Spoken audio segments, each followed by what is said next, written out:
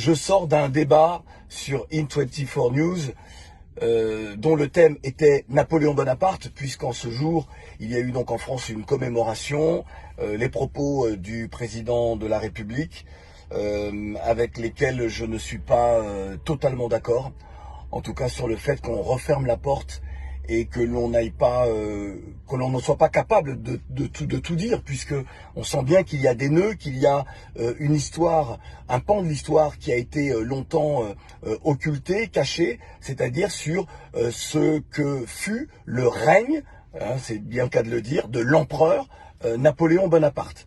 Et les guerres menées ici et là pour la suprématie de la France en Europe, les guerres menées en Égypte, en Afrique du Nord, les guerres menées justement pour être le maître du monde, parce que c'est bien de cela dont il s'agissait, c'était bien le projet donc de notre Napoléon Bonaparte, célébré par certains, commémoré par d'autres, ce qui pour moi finalement revient au même, et on fait mine de ne plus se souvenir ou alors de minimiser les crimes de l'esclavage. Alors on vous dit tantôt que vous êtes un mauvais Français lorsque vous évoquez ce pan de l'histoire-là, ou tantôt vous flirteriez peut-être avec des suprémacistes ou je ne sais quelle autre connerie de ce genre. En tout cas, dans ce pays, dans mon pays, qui est la France, lorsque vous êtes noir et que vous voulez légitimement faire entendre la voix de l'universel, dire à quel point des épisodes de l'histoire non enseignés qui expliquent le racisme et les discriminations aujourd'hui méritent d'être mis sur la place publique, discutés sur la place publique, afin d'apaiser les colères, d'apaiser les mémoires et de regarder tous et toutes dans le même sens pour l'avenir de la France. Lorsque vous êtes dans cette dynamique-là, eh bien, vous êtes, sans jeu de mots facile, vous êtes blacklisté dans ce pays. Et c'est bien de cela dont il s'agit. Au moment où nous essayons de juste dire, il ne faut pas réécrire l'histoire. L'histoire, ce sont des faits qu'il faut analyser.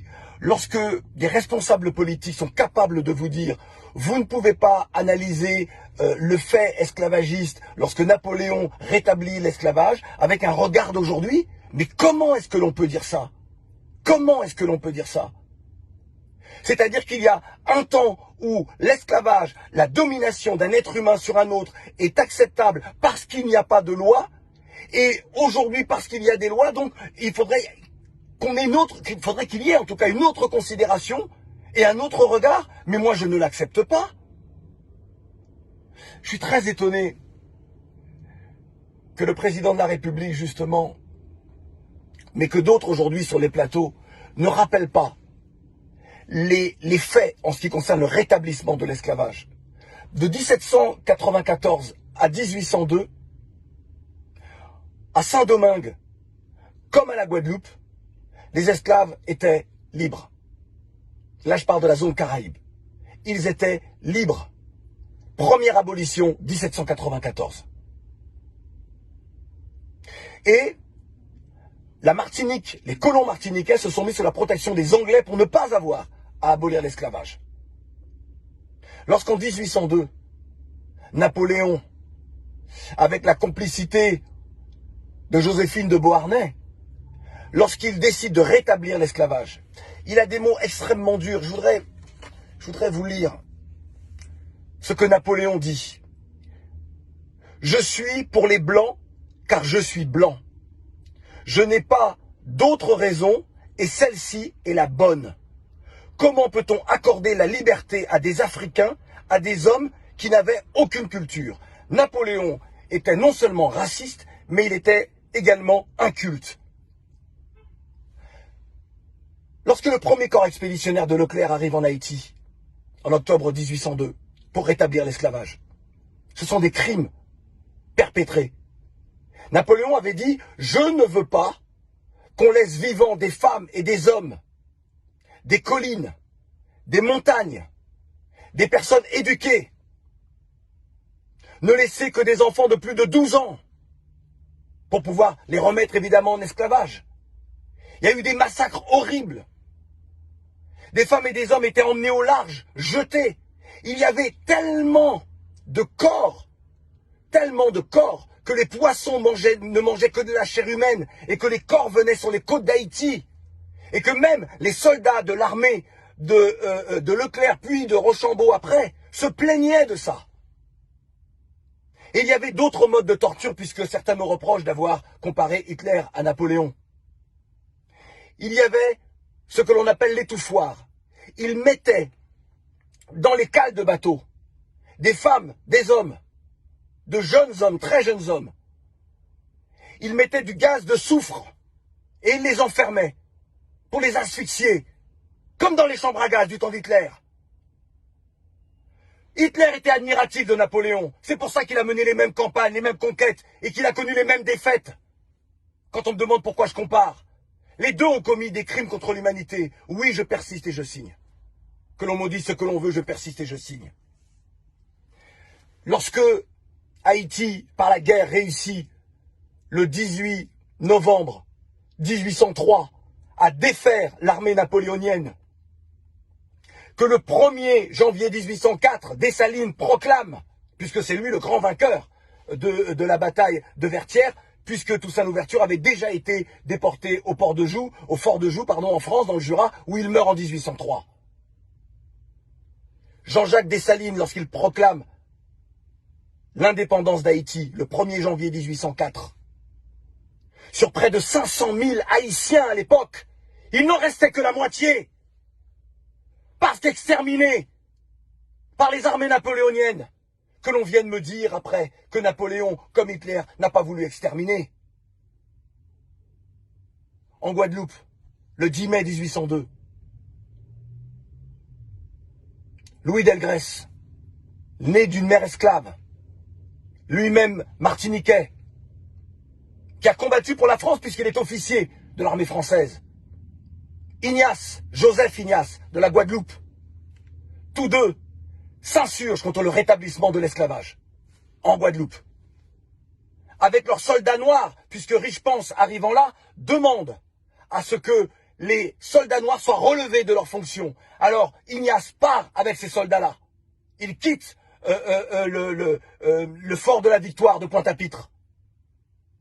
Et il va à Bainbridge, et c'est à Bainbridge qu'il se suicidera parce qu'avec Delgrès, ils ont promis vivre libre ou mourir. Delgrès, lui aussi, après avoir mené le combat, il se suicidera avec 300 de ses soldats, avec le peu de poutre qui lui restait. Ils se feront sauter pour refuser les terres de l'esclavage. Le 10 mai 1802, Louis Delgrès fait placarder sur les murs de Basse-Terre un appel à la résistance. Le titre c'est, et je vous recommande s'il vous plaît de lire justement à l'univers entier le dernier cri de l'innocence et du désespoir. Désespoir face à ce qu'ils sont en train de vivre. Nous ne connaissons pas suffisamment notre histoire. Je parle des personnes qui sont liées à l'esclavage, que ce soit en Afrique, que ce soit dans les Caraïbes. Mais en France également. Les Français, mes compatriotes, les Français blancs ne connaissent pas cette histoire. C'est pour cela qu'ils ne peuvent que défendre Napoléon. En tout cas, une majorité défend Napoléon et ne comprend pas. Moi, je ne suis pas pour que on efface Napoléon de l'histoire. Non, au contraire, il faut raconter l'histoire de Napoléon. Parler du Code civil, d'ailleurs, il n'est pas le seul à avoir rédigé le Code civil, il faut quand même qu'on arrête, même si c'était sous Napoléon, mais ce sont des hommes qui sont penchés sur la question. Mais il faut raconter l'histoire, et il faut tout dire. Tout dire, c'est un devoir de vérité. Et c'est comme cela que l'on va peut-être faire évoluer l'humanité, plutôt que d'être dans une confrontation permanente. Haïti a été rançonné pour sa liberté. 150 millions de francs or. Louis-Philippe ramènera ça un petit peu plus tard à 90 millions, si ma mémoire ne me fait pas défaut, de francs or. 90 millions de francs or, aujourd'hui, c'est 17 milliards. Vous comprenez pourquoi Haïti est dans cette situation-là? Puisqu'Haïti a dû emprunter auprès des bailleurs de fonds français. Cet argent-là, c'est la double peine, hein. Double dette même, je devrais dire. A dû emprunter cette somme Haïti n'a fini de rembourser qu'au milieu du XXe siècle. Là est la réalité. Moi, vous savez, je suis né au sein d'un peuple né dans les fers de l'esclavage, le peuple guadeloupéen. Et ce peuple-là, parfois, est en colère et à juste titre. Le peuple martiniquais également. Lorsque les jeunes déboulonnent, ils déboulonnent parce qu'ils convoquent le passé pour dénoncer les inégalités sociales du présent. Et moi, je pense qu'il faut déboulonner Napoléon Bonaparte. Mais pas comme vous l'entendez, pas les statues de Napoléon. Il faut déboulonner le mythe de façon symbolique. Et cela ne passe que par raconter l'histoire, dire l'histoire, honnêtement, sincèrement. Sinon, les oppositions persisteront en France. Et elles persisteront entre la France et l'Afrique, la France et Haïti, la France et les Antilles.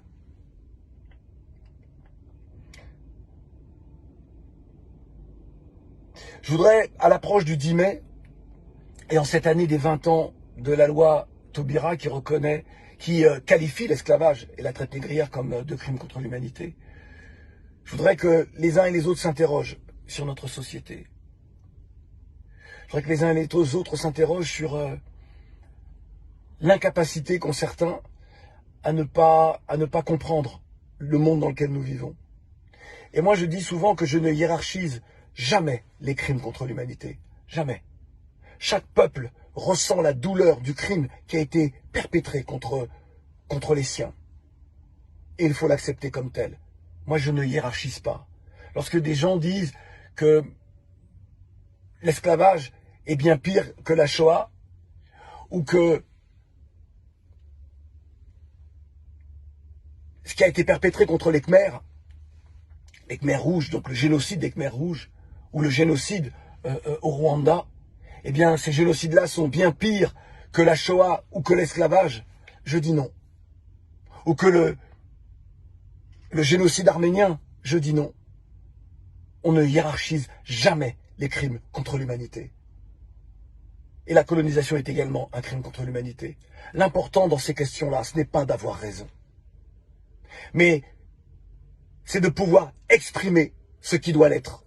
D'écouter également ceux qui ne comprennent pas. Et trouver des espaces de dialogue. Et encore une fois, pour apaiser. Et pour faire avancer l'humanité. Moi, c'est dans cette démarche-là que je suis. Et je comprends qu'elle ne soit pas comprise. J'entends que certains ne souhaitent pas accorder de crédit et trouvent toutes sortes de solutions pour me diffamer. Ce n'est pas grave. On continue, on avance. Celles et ceux qui me connaissent savent l'universalisme qui m'anime. Je suis l'universel. Je ne suis adepte d'aucun suprémaciste, d'aucun raciste. Je ne fréquente pas ces gens-là. Je ne parle pas à ces gens-là. Je ne veux pas de ces gens-là dans mon entourage. Quelle que soit la couleur de leur peau et quelle que soit leur religion. Mais jamais je n'accepterai que l'on dise que Napoléon est un grand homme au regard de ce qu'il a commis contre le peuple guadeloupéen, le peuple haïtien et tous les peuples qui ont subi les guerres de cet homme. J'ai dit.